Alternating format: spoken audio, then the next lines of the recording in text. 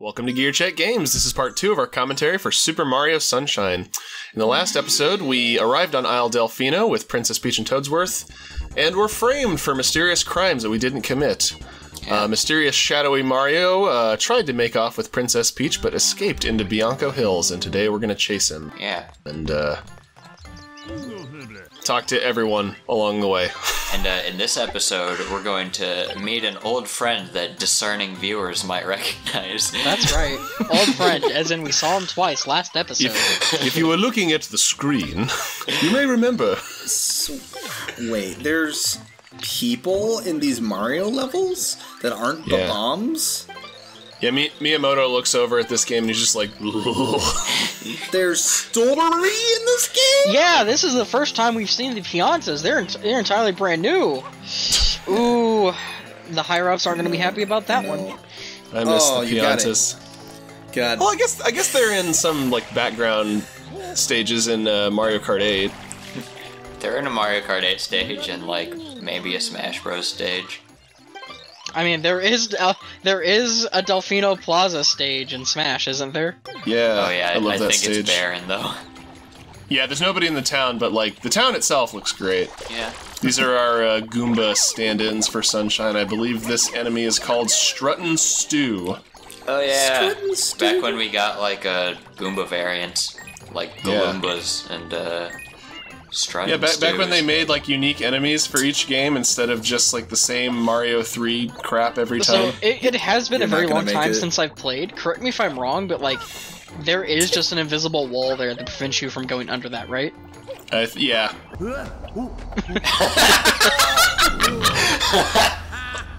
Jump good?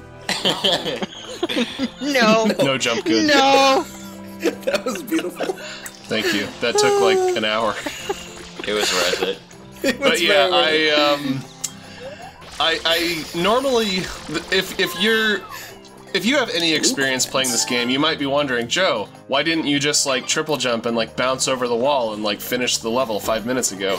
Well, that's because part of my philosophy with this playthrough was to play the game in the way that like a new player would, where because one of the things about the 3D Mario games that I think makes them so fun to go back to, or just to play, period, is the nuance and like the different variations of Mario's jump that you have, like the side somersault and the triple jump, and in this game, the flood, which just gives you like a ridiculous amount of mobility and a really high level of proficiency you can attain at the controls once you've practiced enough that just kind of lets you break the level design wide open. It's in a cutscene, so it doesn't count.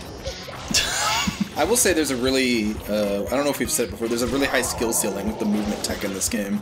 Yeah. There absolutely is. You can do some crazy stuff with it. Speaking I mean, of have Joe, you seen Donkey's video? He just jumped into space.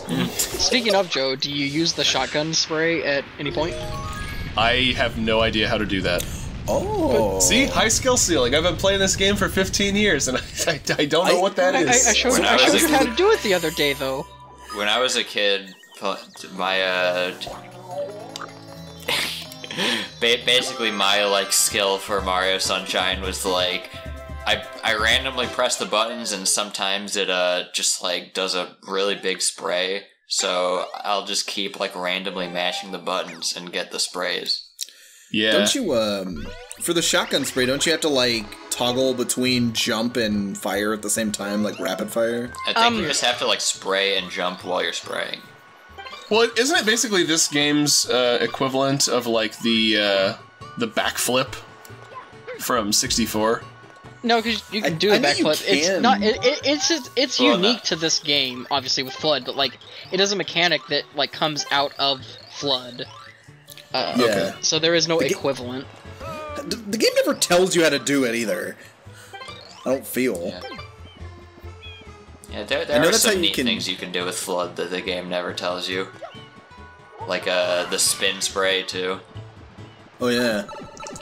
Oh yeah, the I simultaneously love and hate the spin jump because it's really useful, but also sometimes I try to use it in a situation that's a little too precarious, where it's like one wrong move could kill you, and it's kind of a risky maneuver. Yeah, High risk, high reward, I would say. The spin jump is kind of like the really weird middle ground between like the backflip and the long jump, where like you get a bit of extra height and a bit of extra distance, but not like as much as doing those other two moves individually. That woman does not approve of that gate being broken. So I looked it up just because I wanted to make sure before I said it, because it's been a long time since I've played Super Mario Sunshine. We don't want to spread misinformation on GCG. Yeah. To do the shotgun spray, you press A and R. So like you jump and you start spraying. And does it have to be simultaneously? Kind of. I always thought it was just like you press A after you start spraying. Yes, kind of. The reason that it's useful as like a very rapid cleaning thing is you can actually, if you press A and R several times while you're doing a jump, you will spam it very quickly and it will clean very large portions of water. It's really useful. We're not there yet, but the mission at the hotel where you have to take out all the manta rays on the ground, it's so useful for that. I hated that mission. Oh, by as a the kid. way, before I forget, I didn't notice this as a kid, but I like that this is kind of like a reference to the Mountain and Bob-omb Battlefield, Mario 64. Yeah. With how it's like you go up in a spiral, and it's got like the kind of gaps throughout, and then like the coins and some of the stuff, like some of the. I like to imagine the little spray thing there that shoots a little water out and was probably put in there to refill your water is also a reference to the water cannon on the mountain in Mario 64. Oh, that's right. Yeah, wow. Bubble cannon or whatever it was. What was it with these early 3D platformers and spiral mountains?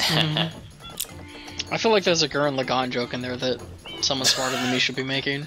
And we made one. I was expecting a banjo joke. A band joke, if you will. Joke.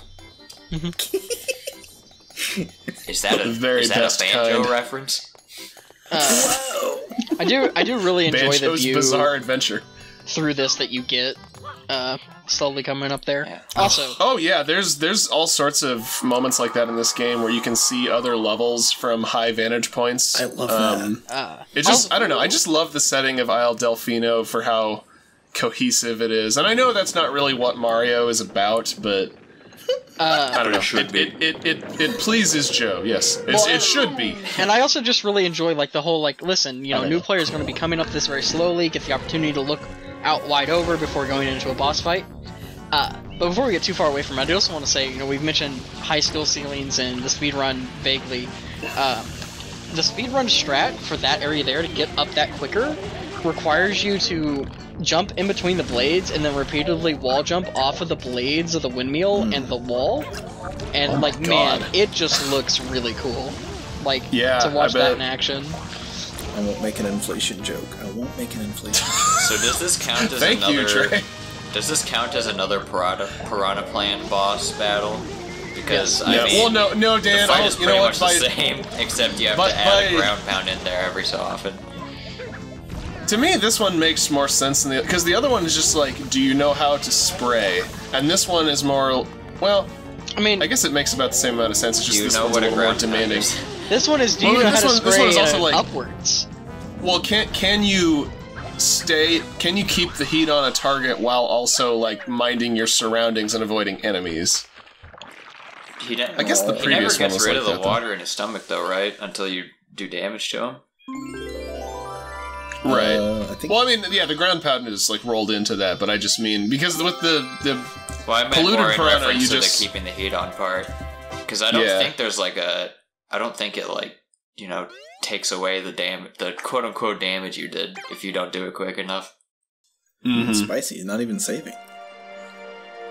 Yeah, that's a tradition of mine. In case the recording. Oh, hey, what could this be? Yeah, that looks interesting. Let's ignore it. That is another, I know we talked about it before, vaguely. Baron was talking here as well. Little freeze frames you get when Mario jumps into the... Part of the reason... wacky stuff. Yeah, part of the reason why the corrupted Piranha Plants never really bothered me is, I definitely didn't do the game as quick as possible as a kid. So... Just took your time. Yeah. Yeah, I think the putrid piranha like boss repetition thing is less of an issue if you do each level like as a whole, one at a time. Go all the way through Bianco Hills, then go to Rico Harbor, because then you have 7 episodes in between your fights against the same boss. Well, you still have no matter how you play through, you still have to do 3 of them in a row to start out. Yeah. It's well, only and you put do space between like the 4th and the 5th ones. Yeah, you're kind of ultimately just having to choose between what kind of repetition you want to put yourself through, because like either you fight the same boss again and again, or you do the same level again and again with different objectives. How would you respond if the the village world or whatever that you go through the pipe, you go there and like you clear that world, or you open that world up, and then a goo piranha plant comes out of the pipe. Oh my god! You have to fight it. I mean, I guess like at least it's coming out of a pipe, so it's on brand for once. Yeah. It's the only piranha plant that knows he's a piranha plant. We've encountered our first chuckster of the run. Oh yeah. That's right. I forgot that there was one this early. Were we having a conversation the other day about whether chucksters are like a subspecies of Pianta that's like more aggressive? Speaking of, when are we gonna get the chuckster DLC fighter for Ultimate? Hopefully soon. I mean, they've got, 3 slots left? Assuming they don't make any more? Yeah, but there needs to be 3 more Fire Emblem characters in those slots. Didn't catch that in editing, sorry. That was weird. Oh, hey, Rico Harbor. It's weird how Mario many... just instant transmissioned over to the wall. There's so many weird enemies in this game that you just, like, don't really remember too much because they show up, like, once or twice. Oh, yeah. Like, a weird there's one in Rico Harbor area. that... Yeah, there's one in Rico Harbor that I literally did not know existed until this playthrough. So, because of the specific route that I took in the specific episode I was playing. So we get to see it in the playthrough. Nice. Yeah. So I'm not gonna deny. I mean, you guys probably remember it, but... I'm not gonna deny, but that was the first time I've seen this portion of the map, because I never came over here as a kid. Yeah, like, I like about this. I just always used different routes, so I didn't even know that you could see Rico Harbor from here. I forgot how open this game was with the exploration. Yeah, as trite as it would have been, Super Mario Sandbox would have been a fitting alternative title. Right. Gosh. Oh, yeah. Super Mario So this is another major gameplay element of Mario Sunshine, taking FLUDD away. Yeah. For these very abstract, very kind of psychedelic floating block stages. And I like these little subworlds. Yeah, this was my favorite part. One of my favorite parts of the game, especially like coming back to it in my late teens. This was the favorite part because it was actually just like fun, like just unbridled fun. Yeah, it's just a little nugget of traditional Mario platforming. I'll be completely honest, and this might be an unpopular opinion. When I was younger, I really didn't like these stages because it was so stressful. Not having the FLUDD. Me either. And I figured it was just because like I wasn't used to not having FLUDD and like whatever, and that's why it was so like it felt so bad and was stressful to me as a kid. But growing up, I kind of realized, oh yeah, it's more because like it. So that they gave you. Well, no, because they took out like some of the major like movement stuff from Mario's like toolkit from Mario 64 in this game to replace it with FLUDD. To like, so you would need FLUDD more, which makes sense. But then they take FLUDD away, and it's like, oh man, I just really feel gimped now, like even compared to other Mario games. Definitely. There's tons of situations in like some of the later and more difficult of those challenges that like, man, this would be really easy. Like this would be really easily doable if I just had like a long jump or something. Right. But that you don't have that in this game, so it's a lot harder. With Trey's mentioning of the backflip, with the Wikipedia article I have open on mechanics, I was in fact incorrect. The shotgun spray is, yes, the backflip. Okay. And so taking away Flood just takes that away completely. No, I think you can still backflip in the secret levels. You know, to me, it almost feels... I don't think there's You got the side flip. I don't... I'm gonna have to test that the next time I play. Like, if it does the backflip just with no, like, Flood spray. Mm-hmm. Yeah. Does the Flood spray even give you extra, like, height or anything? No, it just makes a big, like, burst of water in front of you in conjunction with... Why are we calling it the backflip, then? Because it's listed as a backflip. Because Mario does a backflip. Yeah. Is it not the same as a side flip? No, it's different. Oh. Because the side flip... Because the backflip can be done from a stationary position, but the side flip, like, necessitates, you know, reversing the analog stick. I guess maybe I'm just misremembering how the shotgun thing works. I thought it was just, like, jumping in place and using the sprayer. That's how they do it in the speedruns, because if you lock yourself in place when you do it, you can spam it really quickly. Oh. Because you cancel the actual backflip animation. I think that's how I would usually do it.